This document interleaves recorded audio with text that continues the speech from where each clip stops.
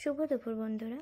এটা আজকের ভিডিও নয়, এটা 25শে ডিসেম্বর বিকালের ভিডিও। একটু ঘুরতে বেরিয়েছিলাম। না বেশি দূর না, ওই গ্রামের মধ্যেই গিয়েছিলাম।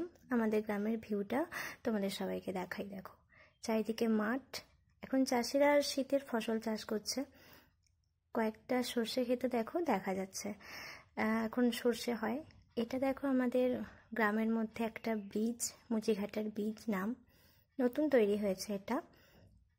আমি একটু এই সর্ষে ক্ষেতের মধ্যেই কয়েকটা ভিডিও করছিলাম, বেশ ভালো লাগছিল।